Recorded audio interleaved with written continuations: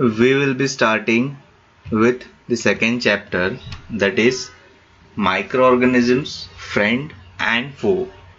Here it means what? That some microorganisms are useful and some microorganisms are harmful to human beings, right? So we are going to start with the first part, that is what are microorganisms. First हमें ये पता होना ज़रूरी है कि micro organisms होते क्या हैं या फिर microbe, both are same term. So will see the first one, that micro organisms are very minute. Minute मतलब बहुत छोटे हैं. So only they are said to be as microscopic, which means so small that people cannot see with them with the naked eye. Now if it is not seen with the naked eye, then what is required? It is required microscope. Sometimes electron microscope is also required. Here the study of microorganisms is called microbiology. अगर आपको higher studies में microorganisms के ऊपर कुछ research करना हो, then you must be a microbiologist, then only you are eligible to do this. So ये study को हम बोलेंगे माइक्रोबायोलॉजी. अब ये स्टडी के लिए मैं थोड़ा बहुत बता देता हूँ, गाइडेंस दे देता हूँ कैसे आप इसके रिगार्डिंग अगर आपका इंटरेस्ट है तो how you can do research in this. So first you have to complete 10+2, it means 12th complete करना होगा. उसके बाद तुम्हें माइक्रोबायोलॉजी के फील्ड में तुम्हें ग्रेजुएशन कोर्स करना होगा, and then you further you can do study in this. Now next what it is given. Next it is microorganisms are classified into 4 major groups. What are the 4 major groups? That is bacteria, fungi, protozoa and some algae are there. Now we'll see that कि इनके वजह से क्या क्या disease हो सकते हैं, right. How are the disease caused. तो हमें ह्यूमन बींग्स को कई सारे डिजीज होते हैं. कुछ डिजीज वायरसेस से होता है, जैसे कि अभी का जो चल रहा है corona virus, right. So it is a kind of virus. Now same way some of the serious diseases are also occurred, that is like polio and chicken pox. Diseases like dysentery and malaria are caused by protozoans, and whereas typhoid and tuberculosis are a bacterial disease. So these are the categorization of disease caused by different microorganisms.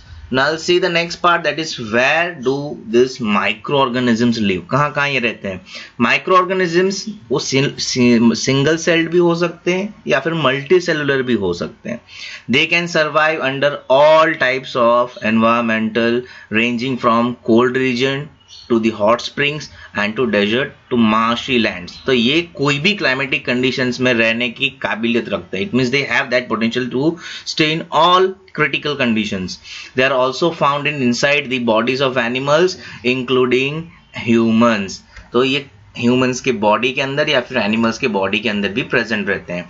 Some micro organisms grow on other organisms while other exist freely. तो कुछ कोई ऐसे होते हैं जो दूसरे के ऊपर डिपेंडेंट करते हैं. Now you can see that micro organisms like amoeba can live alone while fungi and bacteria may live on colonies. Colonies means what? Clusters में रहते हैं, बहुत सारे एक साथ रहते हैं. बट एमीबा ये सब कैसे हैं, वो अकेले में रहना पसंद रहते हैं.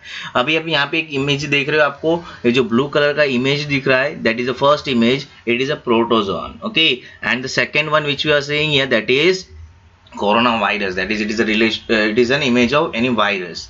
Now microorganisms and us. तो microorganisms और हमारे बीच का relation क्या है? Some of the microorganisms are useful to human being while some are harmful.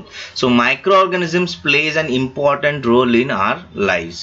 So some of them are beneficial in many ways, where some of them are harmful and causes disease. So these are the benefits, but we'll see now what are the beneficial parts and what are the harmful parts of these microorganisms. इसीलिए हम उसे क्या कहते हैं? Friendly as well as harmful microorganisms.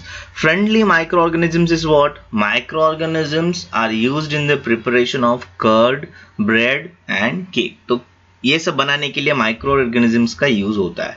Microorganisms have been used for the production of alcohol. Alcohol मतलब दारू, wine, ये सब बनाने के लिए भी यूज होता है. बिकॉज फर्मेंटेशन प्रोसेस में रखा जाता है लॉन्ग टाइम तक, जो माइक्रो ऑर्गेनिजम्स रिएक्ट करके उन्हें अल्कोहल में कन्वर्ट करता है. Right now they are also used in the cleaning up of the environment and also the preparation of medicines. ये बहुत important है. ये जो slide है that is very important, क्योंकि हमें ये useful बताना है कि कहाँ कहाँ ये useful to human beings है. Right. Next is We'll see the examples now, how they are useful to us. The organic waste, that is vegetable peels, remains of animals, etc., are broken down into harmless and usable substances by bacteria. तो ये जो dead है, ये जो plants के जो छिलके हैं, जैसे कि वेजिटेबल्स के छिलके हैं, एनिमल्स ऑफ रिमेन्स, तो ये डिकम्पोज कैसे होते हैं? That is all broken down into harmless and usable substances by bacteria. तो ये बैक्टीरिया की वजह से ब्रेक डाउन होते हैं. And now will see making of curd, दही कैसे बनता है. ओके, तो उसके अंदर एक बैक्टीरिया प्रेजेंट रहता है, that is said to be as lactobacillus. The red colour font over here promotes the formation of curd. कैसे वो काम करता है? It multiplies in milk and convert it into curd. जैसे ही हम लैक्टोबैसिलस उस कर्ड के अंदर ऐड अप करते हैं, वो ग्रोथ करना चालू करता है. 1 से 2, 2 से 4, 4 से 8. It multiplies and it spreads all over the milk. Bacteria are also involve in the making of cheese, pickles and many other food items. जो लॉन्ग टाइम स्टोरेज के लिए यूज होता है, उसमें भी वो यूज होता है माइक्रो ऑर्गेनिजम्स. इसीलिए पिकल्स में भी यूज होता है. पिकल्स मतलब क्या? अचार. नाउ नेक्स्ट इज ब्रेड कैसे बनाया जाता है. अब ब्रेड के लिए क्या दिया हुआ है, आपने देखा होगा, ये एक्सपेरिमेंट घर पे भी हम बनाते हैं. जैसे कि हम डोसा बनाते हैं, तब भी ये यूज होता है. ये चीज़ हमें दिखता भी है, बट हमने कभी इतना ध्यान नहीं दिया है, जिसकी वजह से हमें ये आइडिया नहीं रहता है कि माइक्रो ऑर्गेनिजम्स कैसे एक्ट कर रहे हैं.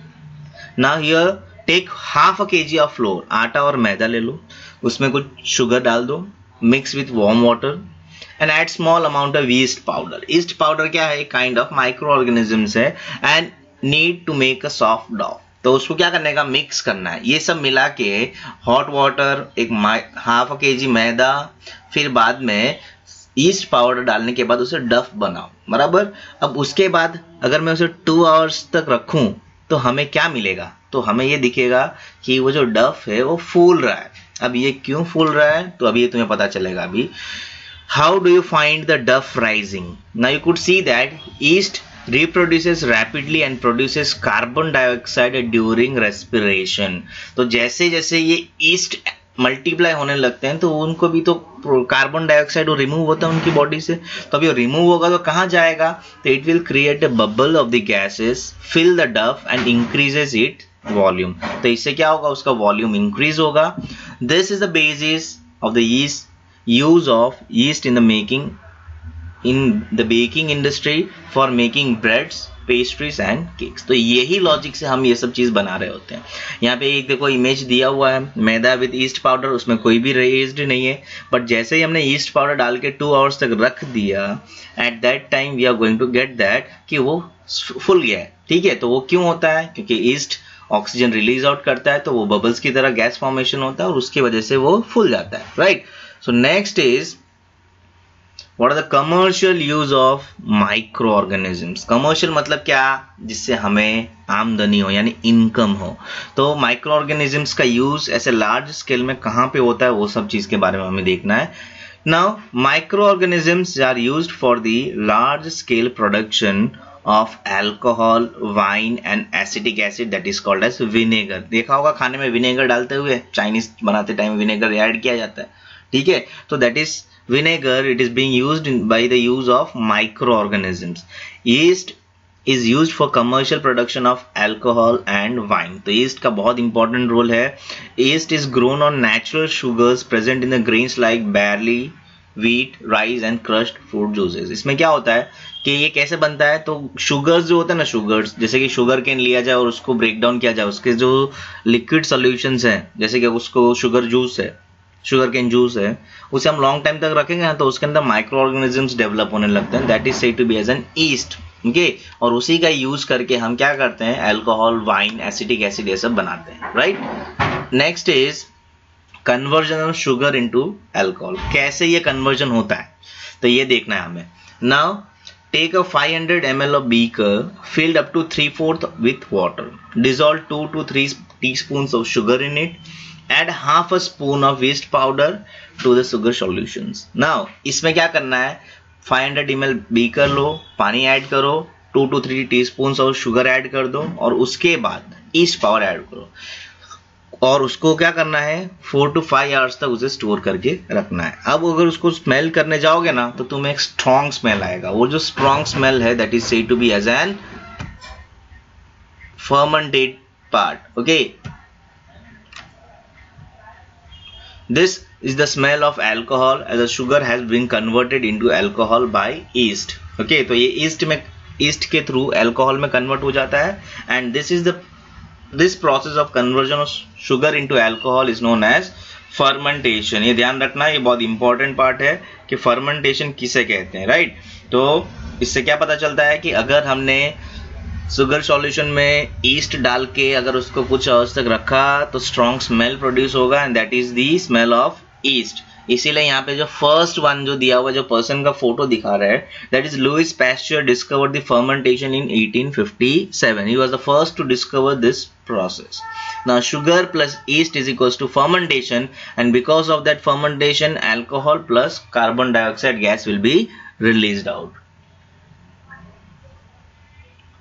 Now next is medical use of microorganisms. This will be the last topic for this first part of your videos of second chapter. Now whenever you fall ill the doctor may give you some antibiotic tablets, capsules or injections as a penicillin. अभी doctor हमें कुछ ना कुछ antibiotic tablets देते रहते हैं। इससे क्या होता है कि हम जल्दी रिकवर कर जाते हैं। बट ये जो टैबलेट्स जो बने होते हैं ये टैबलेट एक माइक्रो ऑर्गेनिजम्स के थ्रू बने होते हैं जिसकी वजह से ये मेडिसिन बहुत यूजफुल रहता है ह्यूमन बींग्स के लिए। The source of this medicine is micro organisms. This medicine kill और stop the growth of the disease causing micro organisms. तो इससे क्या होता है कि जो डिजीज जो माइक्रो ऑर्गेनिज्म का ग्रोथ होता है उसे ही मार देता है। तो जिसकी वजह से क्या होता है हम क्योर हो जाते हैं। Such medicine are called as an antibiotics. Okay, now streptomycin, tetracycline and erythromycin are some of the commonly known antibiotics which are made from fungi and bacteria. ये तीनों जो रेड में लिखा हुआ है वो नेम लर्न करना है and this is very important name. It might be asked what are the different types of antibiotics and name it. Okay, so the antibiotics are manufactured by growing specific microorganisms and are used to cure a variety of diseases. तो इससे क्या होता है कि variety of diseases cure होते हैं, right? Now we will see the next part, that is antibiotics are even mixed with feed of livestock. Livestock मतलब क्या, जो जानवर हम घर पे पालते हैं। गांव में देखा होगा काऊ होते हैं, बफेलोज होते हैं, गोट होते हैं, हैन, ये सब जो पोल्ट्री फार्म्स में यूज होता है to check microbial infection in animals. They are also use to control many plant diseases. तो ये सब एनिमल्स के लिए भी यूजफुल है, प्लांट्स के लिए भी यूजफुल है। ऐसा नहीं कि सिर्फ और सिर्फ ह्यूमन बींग्स के लिए ही ये काम आता है, right. So this are also useful to the all the other living organisms. What precautions are to be taken regarding antibiotics? ये बहुत ही इंपॉर्टेंट पार्ट है। हमें कभी भी एंटीबायोटिक्स अपने मर्जी से नहीं लेना है, वो प्रिस्क्राइब्ड होना चाहिए डॉक्टर के थ्रू, वो भी क्वालिफाइड डॉक्टर। ऐसा नहीं लेना है बिकॉज क्योंकि इसके हार्मफुल इफेक्ट्स हैं, साइड इफेक्ट्स भी है। एंटीबायोटिक्स टेक अननेसेसरी में kill the beneficial bacteria in the body. जो बैक्टीरिया को किल नहीं करना होता है उसे भी किल कर देता है, जिसकी वजह से क्या होता है हमारे हेल्थ में इफेक्ट करता है।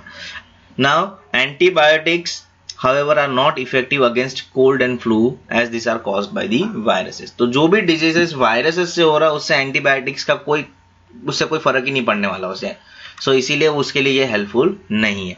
So this is what we have seen till now. So next part of this video I'll be uploading very soon which will be related to the further topics. Thank you.